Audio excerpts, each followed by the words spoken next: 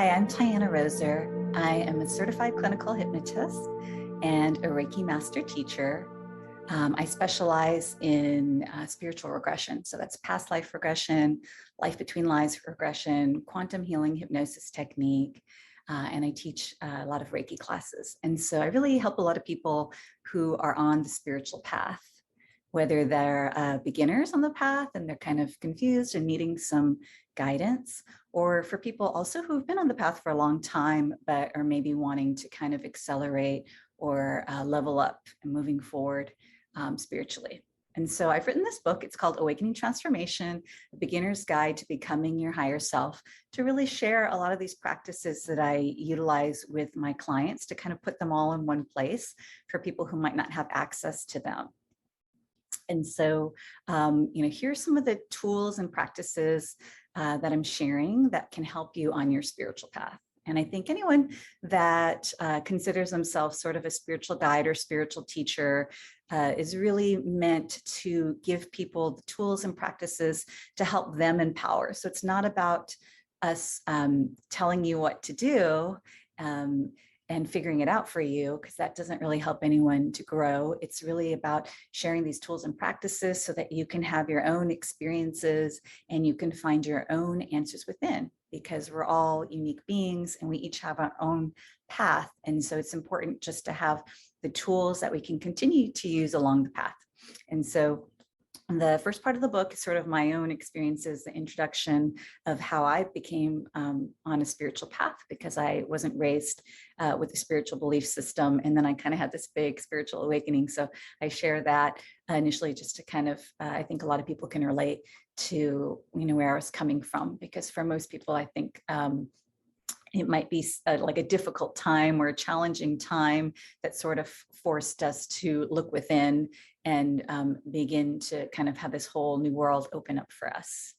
And so first is kind of the big picture of like, why are we here? What's the point of life? What's the point of this journey? And it's really, to evolve as souls, that we come in to this illusion of separation, this limited incarnation, to specifically focus in a certain way that that we can grow and experience very specifically in different lifetimes. So explain kind of this soul's evolution through reincarnation, and also this very intense but great opportunistic time that we're in right now that could be called the shift, which is kind of this big global spiritual awakening that many of us are aware of.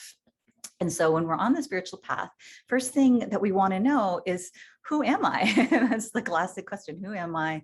To know ourselves, not from just our personality, not from what society has sort of programmed into us, like who we are, who we're supposed to be, through our familial structure and our societal structure and the beliefs that are kind of given to us.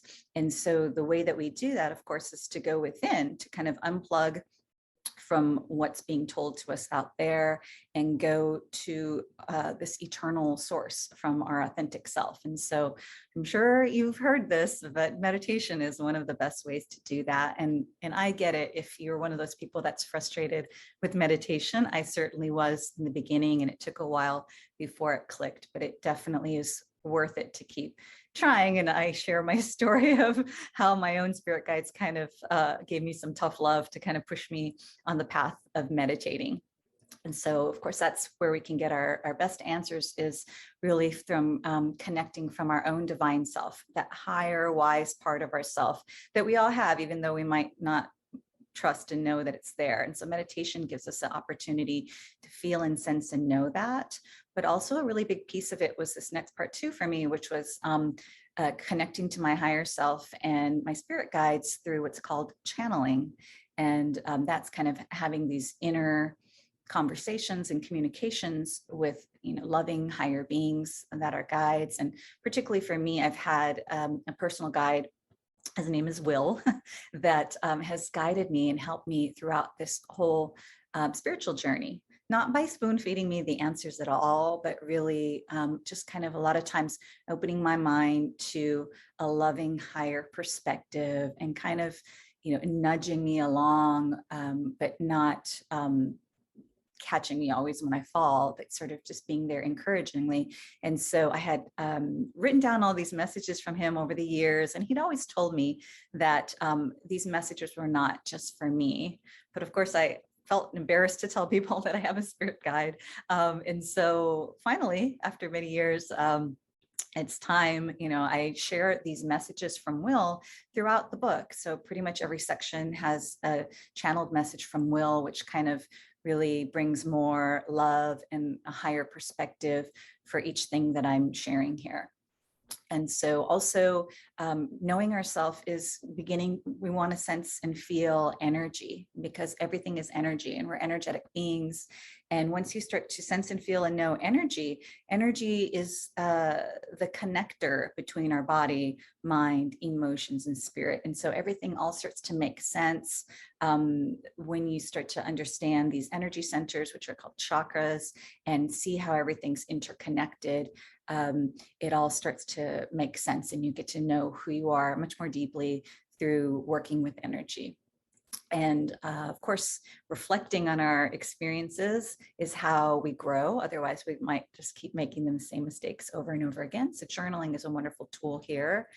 Dreams are such a fun, interesting, bizarre, and exciting way to continue to evolve. So when we go to sleep at night and our conscious analytical mind is resting, then our subconscious and our superconscious material that might have been blocked from our logical mind can now come out to play and can be expressed in this kind of creative, abstract way through dreams. And so dreams are a really wonderful way to continue to grow yourself throughout your life, as well as past lives. And this is one of my specialties, is past lives, as I do past life regression and help people through, as you realize that you've been here before in a different way. I haven't always been a woman. I have been a man before. And I've also even experienced being non-human,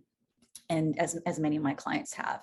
And what you find out is that in these different bodies, in these different lives, you have a different perspective. Like each lifetime is a certain lens that we see the world through and we experience through. And it makes sense to have many, many different lenses to really see the bigger picture. And so working with our past lives is not just some, oh, why should I rehash the past? But really it's kind of to remember more of who we are and to really understand how the bigger picture of how we've evolved through many, many of these experiences.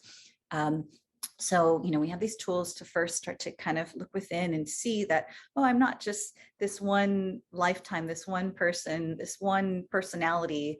I am much bigger than I realized. I am an eternal being, and there's much more to me than I realized. But it's not enough just to know ourselves in this expanded way.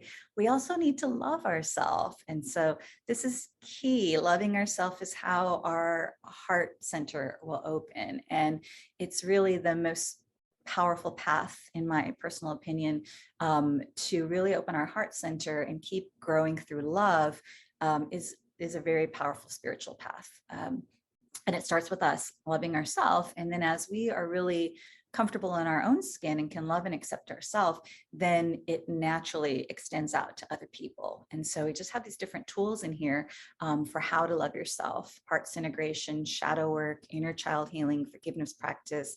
These are things that I work with a lot with clients. Underneath whatever someone's presenting issue is: stop smoking, losing weight, procrastination, fear of success, things like this. It's always these tools that we come back to, because it's always really about how can I love and accept myself? And that's how I can shift and transform and move forward. And so I continually, for myself in my own path, I continually go back to these tools as well, because they're kind of the core of how I can continually transform in my life. And then finally, we want to become empowered.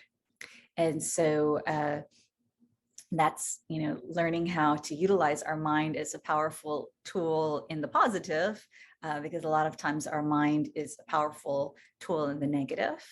Energy hygiene is about, this aura. I am carrying this energy body with me wherever I go, and I can't control outside of that all the things that are going on in the world. I have a limited amount of control, but I absolutely can control what I allow into my house, what stays out, what I bring in. And that's how I can feel a sense of peace and calm and joy and fulfillment in my own energy, regardless of what's happening out there. And of course, crazy stuff is happening in the world right now. So we really need this tool. Everybody needs that. And then this part, healthy boundaries, energy hygiene has energetic boundaries, but healthy boundaries is kind of talking about mental and emotional boundaries, because as we open our heart, we can become very loving. Sometimes then we are so loving to other people that we are giving away all of our energy and we're draining ourselves. And this is not sustainable. And this is not good for fulfilling our soul's purpose. And so those are tools for how we become empowered. And then finally, we're here to be our higher self on the planet.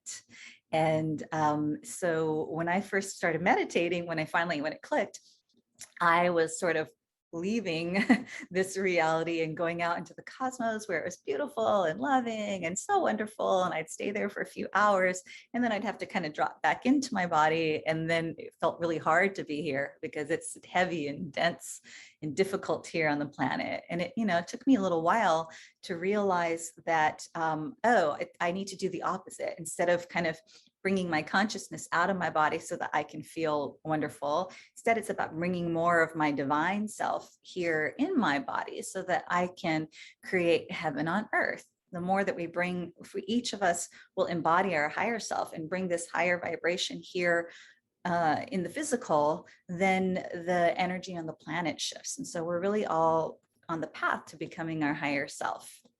And part of that journey is coming out of the spiritual closet. And I joke because I keep thinking that I'm fully out, and it turns out, my leg is there or my toe is still in the closet. It's just kind of a journey of stages to feel safe, being the different one from maybe what the consensus reality is. But it's so important to be able to just be comfortable in our own skin and be our authentic self on the planet. And so definitely still on that journey for myself.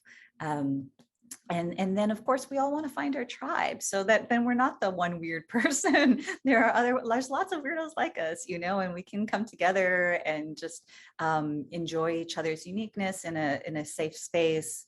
And so, and this will happen more and more naturally as you're becoming your higher self. You are vibrating at a certain level that brings you into resonance with others that are of like vibration.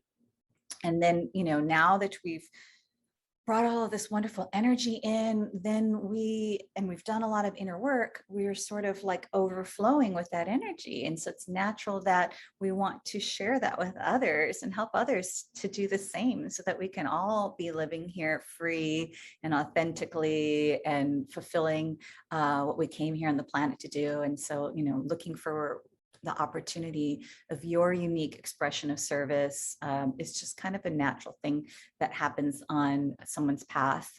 And so being of service and kind of uncovering your soul's purpose, to me, they're very connected. So certainly part of our soul's purpose is just to continue to learn and grow while we're here, but also there's sort of the outpouring of that and the way that we want to express that or share that while we're here on the planet. And I know for so many of my clients, like that's the key driver. They're wanting to understand what did I come here for? And so, so this is very important. But we have to do that inner work first, because before then, we're not very clear within ourselves. So even though our soul's purpose is always there within us, we won't even be able to see and recognize it. And that was the case for myself. And for a lot of people that I know. And so I just included all of these kind of tools that I hope will really help you. And so this is just the back cover of my book, kind of sharing some of these things that we talked about here. If you are an awakening soul and you are looking for some guidance, or if you're on a path and you're kind of wanting to take it to the next level, I hope that you will enjoy this book And I'll have the links down below to get it at Amazon or other places. Thank you and have a great day.